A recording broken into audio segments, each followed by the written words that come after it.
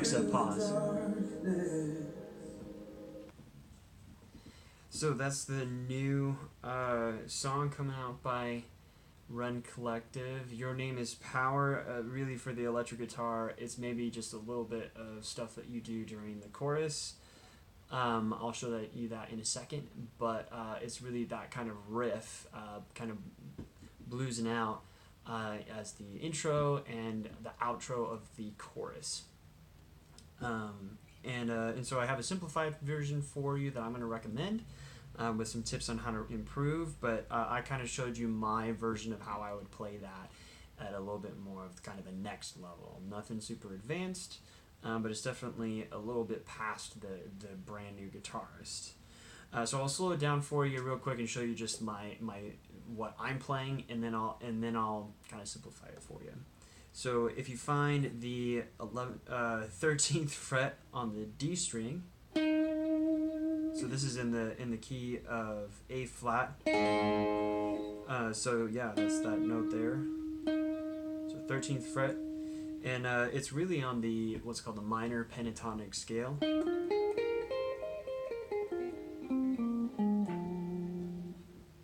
So find that spot, and you'll do a hammer on to the 15th, and then on the right there on the 13th, but on the G string, and then returning to that note on the 15th on the D string is that first riff. And then the next piece is similar. It's good repetition, but with the higher note.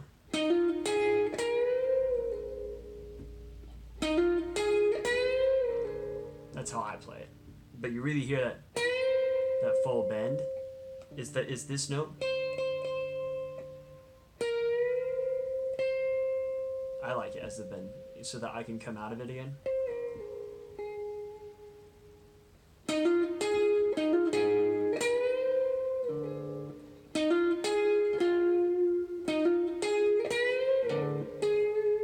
And then so there's 4 bits. We've had 2 now. The third bit is a lot like the first one, but ending on more of this note.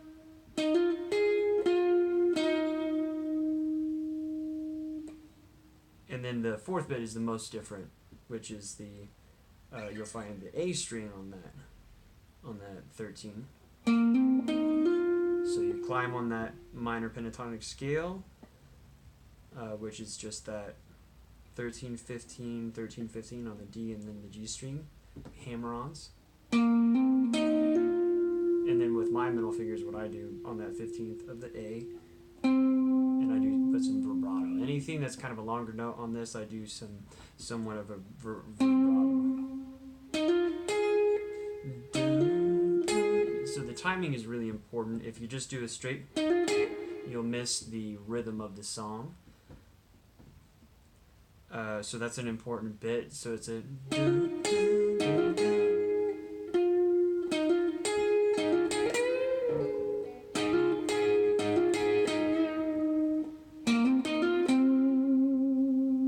And honestly, my advice to you, if you're learning this riff and playing this in church, maybe, is have fun with it. This is bluesy enough that you can have lots of different variations between that. Even myself, I'm probably doing it different for the recording, but just doing whatever feels kind of groovy and cool in the moment, and just kind of finding that repetition.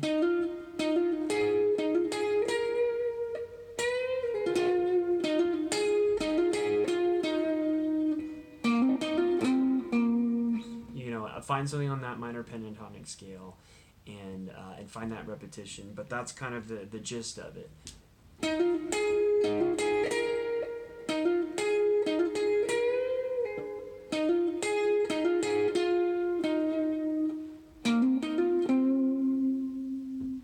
And then for the chorus, real quick, that I just add. I actually don't want it to be too big during the chorus, so it can be big for that outro of the chorus.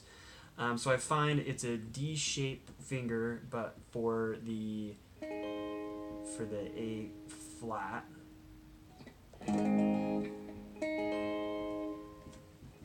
So you take your middle finger, find the what is that, 8, and then 9 on the B string, and then your index on the 8 of the G string, and then D suspended shape. So add that pinky,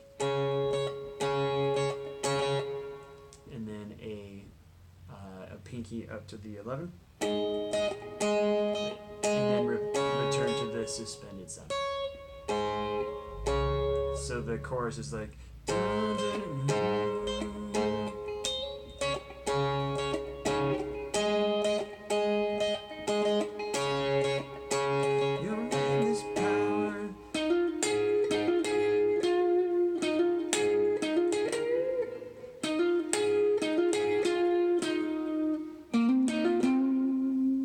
That's the gist.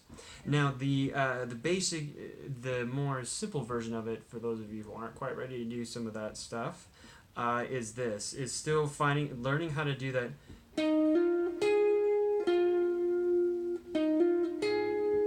So what I'm doing is still the same 13, and then hammer on to 15, and I lay my finger down sort of flat on the string. Over the 3 strings, the D, G, and B, on that 13. It's the same as. And that way, when I'm ready to do my minor pentatonic, I can do. And that's just a cool technique, honestly, for any kind of bluesing out. But this song in particular, you did that. So there's 4 parts. Number 1 is. And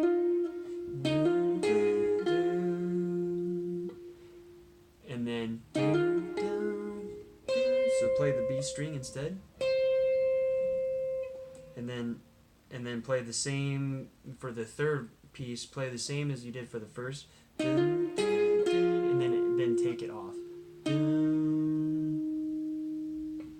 So the 3 parts so far together are. And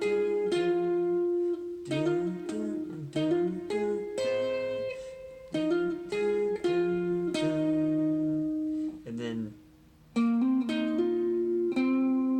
so I'd probably just practice that bit, but you kind of have to wait for that pause. So.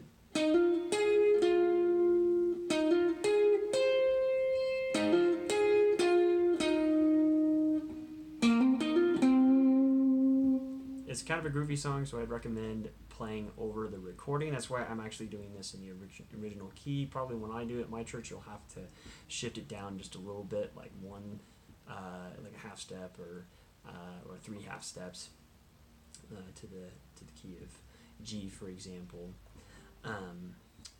But I want to teach it to you in the original so that you can kind of hear it with the recording.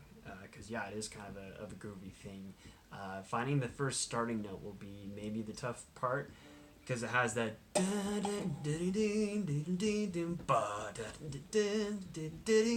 So it has kind of a harder place to start. But if you feel the groove in practice, then you shouldn't have too much trouble.